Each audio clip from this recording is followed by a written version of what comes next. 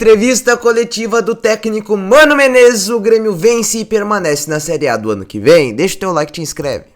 No primeiro tempo, o Cristaldo apanhou, a Muso apanhou e outros jogadores que sofreram com faltas perigosas e que, mais uma vez, daqui a pouco pode comprometer, pode tirar um atleta do trabalho da semana, como eu coloquei até na última pergunta aqui, mano, numa coletiva para a pessoa. Quero saber o que tu achou, mais uma vez, dessa arbitragem. E o Grêmio venceu. O Grêmio, né, convenceu esse jogo, teve bem no primeiro e no segundo tempo, mas eu estou aqui perguntando da arbitragem que a gente tanto fala nesse país. É ruim para jornalista, é ruim para o radialista, é ruim para todo comunicador no outro dia ter que falar da arbitragem. Ninguém gosta, mas eu tenho que tocar nesse assunto porque o primeiro tempo poderia ter rendido pelo menos um cartão vermelho para o jogador do Vasco que fez a falta no Cristaldo. Bom, vamos começar a falar sobre o jogo, melhor parte, né? Achei que a equipe foi muito bem, como um todo. Conseguimos executar bem aquilo que pensamos para o jogo e aquilo que era a estratégia para enfrentar o adversário que tem muita posse, que te chama para a marcação alta, né? Achei que a equipe foi muito bem nesse aspecto. Primeira parte melhor, naturalmente melhor, depois fez o gol cedo no segundo tempo e naturalmente quem sofre o gol passa a arriscar um pouquinho mais e quem faz o gol naturalmente já começa a pensar em proteger a vantagem que construiu. Mas mesmo assim encontramos os caminhos do contra-ataque para fazer o segundo gol. Acho que os números do jogo mostram a superioridade que nós construímos, e praticamente em todos os fundamentos do jogo. Acho que perdemos só na posse de bola, mas muito mais em função de ter feito 2-0 e aí, naturalmente, o Vasco jogar 5, às vezes até 6 jogadores na última linha aí nessa reta final do jogo. Mas nós proporcionamos muito poucas conclusões para eles, né? 4, 2 de dentro da área, eu acho, o que demonstra o bom posicionamento que a equipe teve para saber também suportar uma equipe com posse sem dar chance quase nenhuma dela marcar gol. Acho que foi um dos melhores jogos que a gente fez nesse aspecto de todo. Perdão. E os jogadores estão de parabéns. A gente teve uma semana difícil, né? Tínhamos jogadores voltando que nós sabíamos que não teriam condição de completar 90 minutos, como era o caso do Marcos Rocha. Tivemos a gripe de Alisson nas últimas horas, que impossibilitou ele de iniciar. Fizemos 30 minutos finais, um pouquinho menos para ele, mas entrou visivelmente com bastante dificuldade. Arthur também teve uma semana difícil, quase não treinou. Fez os últimos 3 treinamentos só, 2, 3, e por isso teve que sair mais cedo. É um jogador importante para a equipe, mas todos que entraram bem. Camilo entrou bem, entrou com força, que era o que precisava para aquela hora. Cuejar também. É isso, acho que à medida em que a gente vai avançando, mais jogadores podem entrar e dar a sua contribuição. Achei que Cristaldo fez um jogo bastante bom, bem posicionado, que era sempre a nossa orientação. Estando bem posicionado, vai ter chance de fazer o gol. Teve 2 em 15 minutos, né? Então, é isso que a gente quer. E fomos a 43 pontos, era importante voltar a vencer. Falei isso antes da partida. Acho que é isso que nós temos que fazer nessas últimas rodadas. Pontuar. Serão jogos difíceis, como o jogo do Botafogo, como o jogo do Palmeiras logo na terça-feira, mas são jogos também que temos essa capacidade com adversários grandes que propõem, né, também ter espaço para construir um jogo de melhor qualidade, como a gente já fez nos últimos jogos e voltou a fazer hoje. Esse é o mérito. Eu gosto muito do Klaus como árbitro, Eu gosto da maneira como ele conduz a partida, ele dá uma tranquilidade aos jogadores. Eu gosto de árbitro que dá tranquilidade para o jogo. Às vezes, em alguns aspectos, pode não estar tão bem. A gente falou sobre esse assunto com ele no intervalo e ele ouviu com educação, porque a gente também falou com educação, exatamente sobre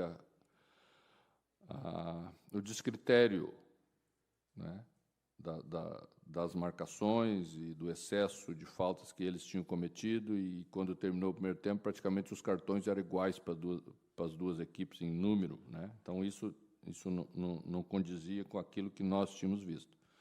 Melhorou no segundo tempo, e até provavelmente pensando naquilo que tinha feito.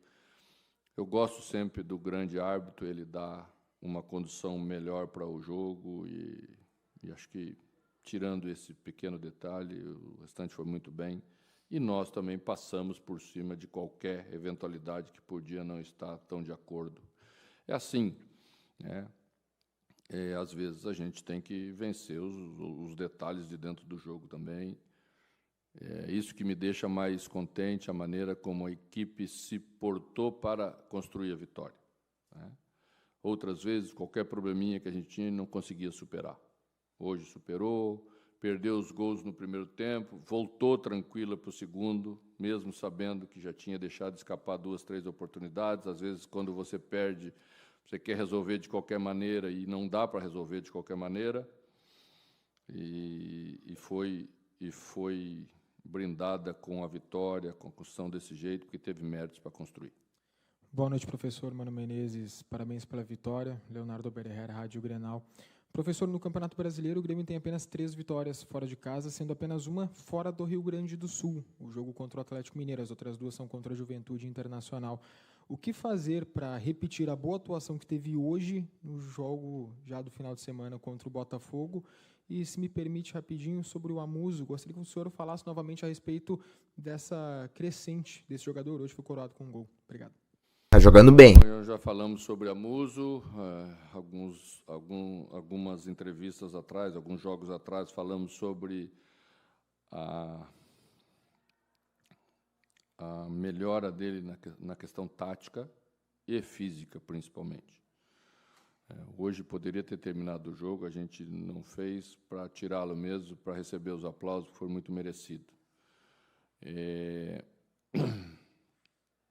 Ele consegue ser um jogador já mais rico no seu repertório, ele está vindo por dentro, ele não é só mais aquele jogador de beirada de campo, já teve as chances de fazer o gol antes do gol que fez, né? Porque a equipe melhorou nesse aspecto, e ele também melhorou muito individualmente como atleta, e está colhendo os frutos, e nós como equipe também. Tem drible, tem definição, tem assistência, então você vai vendo que a equipe vai usufruindo desse novo repertório, e é importante que seja assim, né? Porque Marlon é um jogador de apoio, chega na frente com bastante frequência, então, nós, juntando um jogador mais próximo de Carlos Vinícius, que é o que a gente quer que o atacante faça, você tem uma chegada de área mais forte, tem um número maior de conclusões, que sofrimos muito disso antes, né? O time jogava muito longe, e mesmo que chegasse com volume, se você só chega aberto, chegar lá no último estágio, você tem que cruzar a bola na área. E aí fica um centroavante sozinho, brigando no meio de 3 zagueiros, 2 zagueiros, é difícil. Então, precisa auxiliar esse jogador, a gente melhorou nesse aspecto. O Carlos Vinícius tem, com os pivôs e com a sustentação que consegue fazer da bola, feito os outros crescerem também. É isso que a gente quer. Fez mais uma pergunta? Sobre a questão dos jogos fora do estado do Rio Grande do Sul, só uma vitória. É difícil ganhar fora de casa no Campeonato Brasileiro. Acho não. Tenho certeza que temos que melhorar, sem dúvida nenhuma. A construção da equipe foi bem acidentada, né? A nossa. E sempre que avançamos um pouco na construção, perdemos jogadores importantes, andamos casas para trás. Precisa ir amadurecendo, ela precisa estar madura como um todo, né? E não é só jogo jogado, às vezes é comportamento de equipe, certas malandragens que são necessárias para você ganhar. A gente, quando estava trabalhando a bola parada dessa semana, foi buscar um lance de bola parada que nós tivemos contra o Fortaleza. E comparamos com o gol que a seleção brasileira fez de bola parada que Casemiro fez. A imagem era exatamente a mesma do posicionamento das duas equipes. Só que a gente não fez o bloqueio que deveria ter feito. Consequentemente, a bola não chegou no jogador que deveria chegar. São pequenos detalhes, são pequenas coisas que você não trabalha só. Você tem que enxergar lá na hora do jogo, você tem que ver que a marcação está mais forte no primeiro pau, que está mais frágil no segundo, para usufruir as vantagens que o lance te oferece e as possibilidades de fazer gol.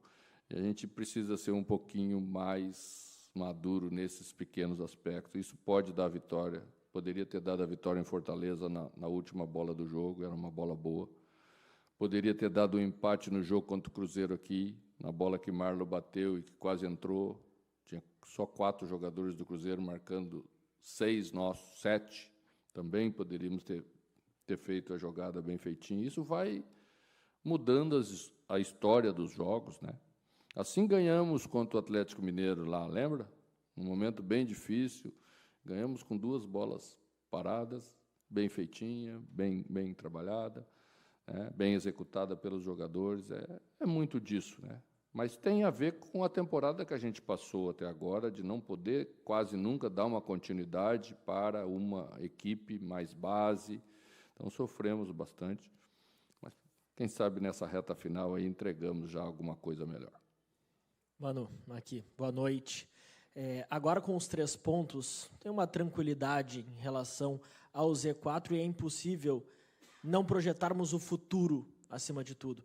Antes da partida, o Filipão falou na zona mista, foi questionado e afirmou que é favorável à tua permanência no Grêmio para 2026. Defendeu esta ideia. Minha pergunta, mano, Vai ficar. o senhor já teve contato, já foi procurado pela nova diretoria do Grêmio, capitaneada pelo Odorico Roman, agora neste momento de uma maior tranquilidade, inclusive para o torcedor? O que tu pode falar a respeito do teu futuro para estes movimentos que já foram realizados desde a definição da disputa presidencial?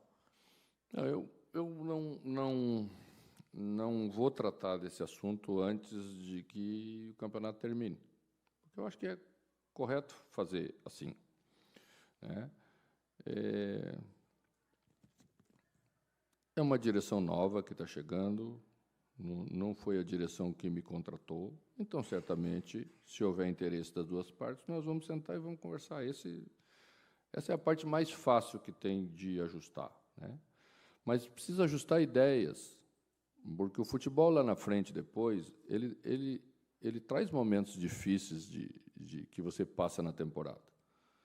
Como é que você passa por esses momentos difíceis? Confiando muito em quem está trabalhando e o treinador também confiando nas pessoas que dirigem o clube para juntos resolverem os problemas.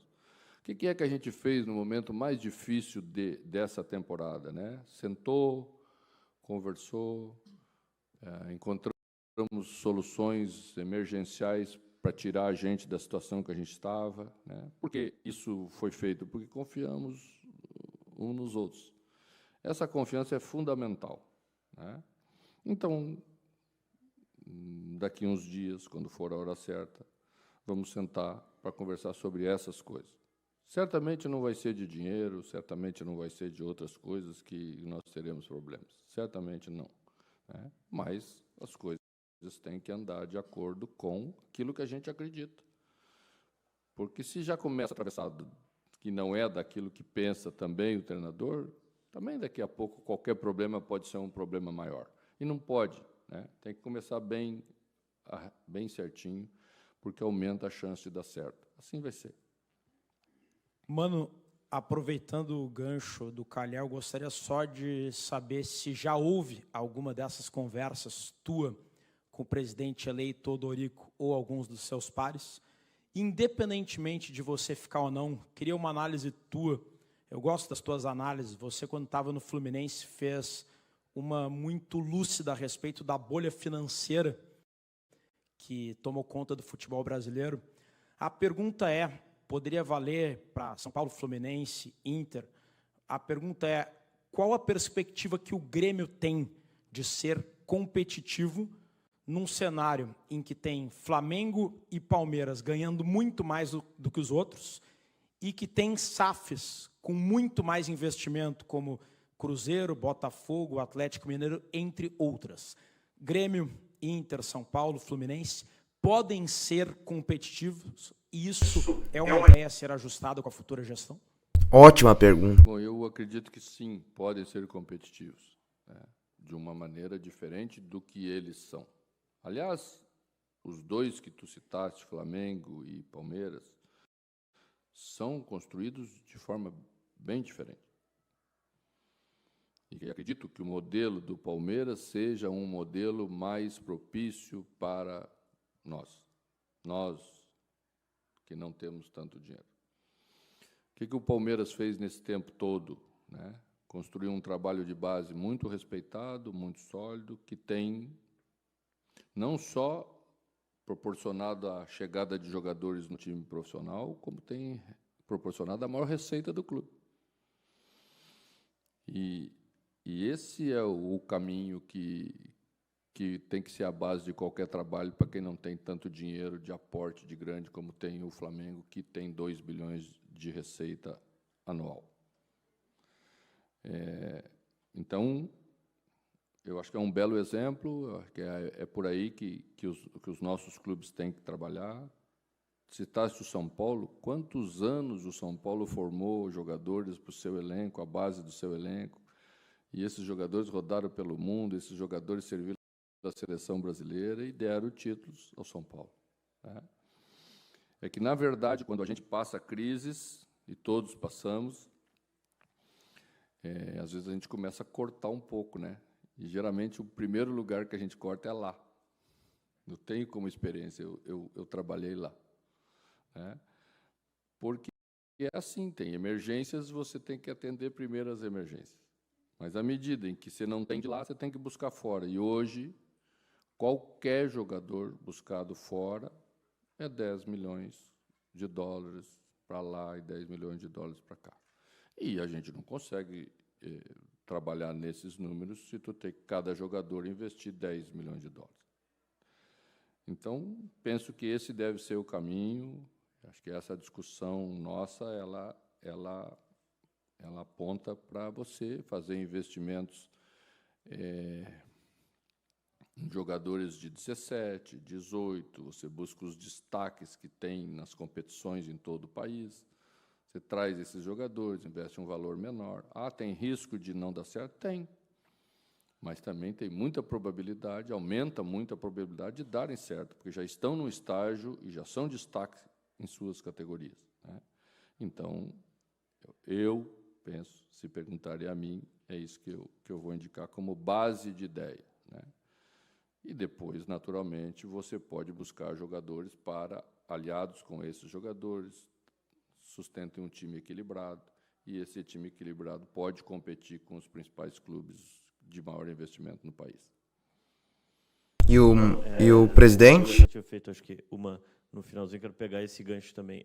Se já chegou a ter essa conversa com a nova direção, algum sentido de conversa ou ainda não? E se me permite uma segunda, tem uma perspectiva de quando pode retornar o William, se ele ainda consegue atuar nessa reta final do Campeonato Brasileiro, porque é um acréscimo importante dentro desses que você citaste há pouco, que estavam fora, né? Bom, o William já está treinando com bola, mas veio de uma fissura. Naturalmente, isso, né, faz com que você tenha cuidado, tem pequenos receios que precisa passar por eles para estar aí. Está batendo sem restrição nenhuma, já vai passar a ter contato, que é a parte mais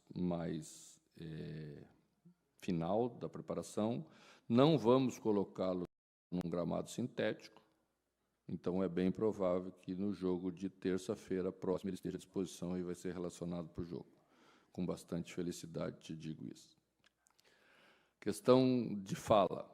Bom, eu fui convidado para um jantar, reunião, não me lembro exatamente o mês, acho que era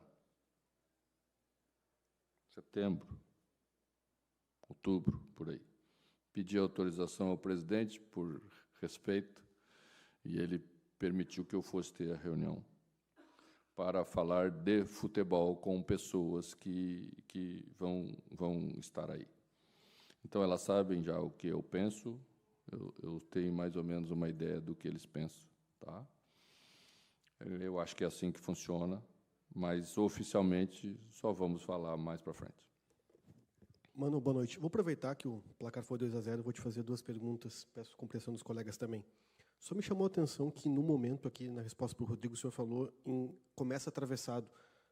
Só para entender o que é o começa atravessado, daqui a pouco o senhor não quer discutir isso pela imprensa exatamente para não parecer que está falando de uma situação ou de outra? Como assim? Não, que o senhor usou uma determinada parte da resposta que para as coisas darem certo, tem que conversar certo, não é para É isso. atravessado. Não tem nada de... Não, só para saber se não era uma questão de não quer falar sobre isso em coletivo exatamente antes de conversar com as pessoas que vão Não, mas conversar é contigo. lógico que não vamos falar sobre isso em coletivo, né, gente? Porque não é lugar.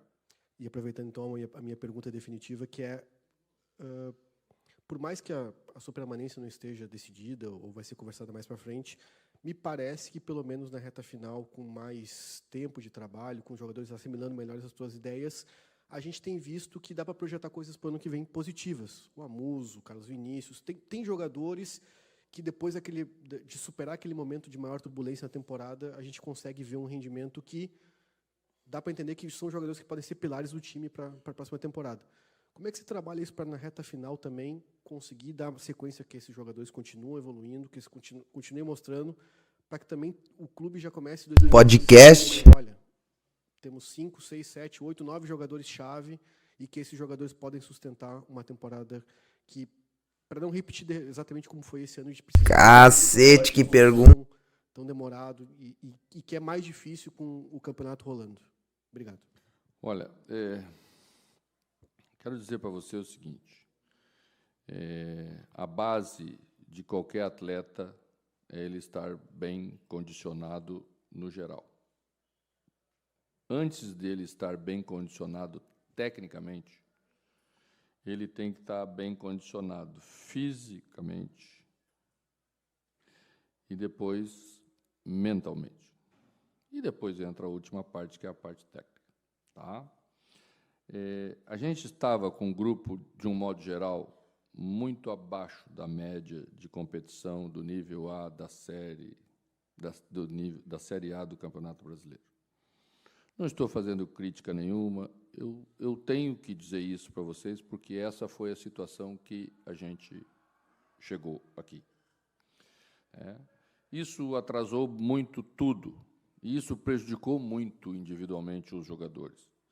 A avaliação que se fazia de quase todos eles é que eles não tinham condição ou que tinham pouca condição de estar aqui. E hoje, só para citar um exemplo, atrás de mim as pessoas estavam pedindo para não tirar o Pavão. Só para citar um exemplo. Então, é muito injusto você analisar e definir a situação desse ou daquele em cima de um estado que nós encontramos. Tá? Eles melhoraram como um todo. Se nós formos ver os dados hoje de avaliação dos jogadores e o perfil em que eles se encontram, é completamente diferente do que quando a gente chegou. Deu bastante trabalho. E estávamos antes falando especificamente da evolução de Amuzu.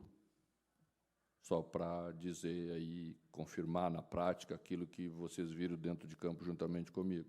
É outro jogador. Então, esse é o aspecto assim, importante para você avaliar. Tá? A outra medida, que é a última parte, à medida em que eles melhoraram nesse aspecto, ficaram mais fortes mentalmente, porque suportam o jogo, porque têm condição de fazer um enfrentamento com o adversário, que cada dificuldade não vira um transtorno. Caiu lá, A equipe começa a ganhar os outros aspectos de equipe. Tá? Então, assim... É visível o crescimento da equipe nos últimos jogos, mesmo tirando aí as exceções, que sempre temos exceções quando não jogamos bem, e os méritos do adversário também tem. O restante, você vê coisas boas, você vê construção, você vê volume de jogo, você vê controle de jogo em boa parte de jogo contra adversário difícil. Nós temos um jogo aqui que nós perdemos com o Cruzeiro, a gente controlou o adversário, que é o terceiro colocado do campeonato. Verdade, verdade. O jogo. Né? E você sabe como foi o jogo do primeiro turno lá no Mineirão, né? Só para comparar o jogo dos dois jogos. A gente não achou a bola. Então, isso demonstra, na prática, coisas que são, né, coerentes com isso que eu estou falando. Tá? Então, é isso, é trabalho, não tem muita graça, às vezes nem adianta falar muito, porque em cima de resultado negativo não fica parecendo desculpa. Eu não gosto de usar desculpa, mas é visível, acho que todos nós saímos com um sentimento diferente nesses últimos jogos e com a vitória muito mais ainda. Obrigado, mano. O Grêmio vence. Acabou, né? Acabou o campeonato. O Grêmio não vai mais brigar para não cair. Ainda bem. Nós precisávamos de uma vitória jogando em casa. Pô, a torcida lotou. O Grêmio jogou muito bem. Eu gostei muito da partida do Grêmio. Do início ao fim. Gostei do Cristaldo, gostei do Amuso. Centroavante chovendo molhado. Gente, o centroavante do Grêmio é absurdo. Tá? É absurdo o centroavante do Grêmio. Que jogador é o Carlos Vinícius, cara. Olha, um dos melhores centroavantes do futebol brasileiro, tá? Do futebol brasileiro. Carlos Vinícius é um dos melhores centroavantes do futebol brasileiro. Deixa o teu like e te inscreve.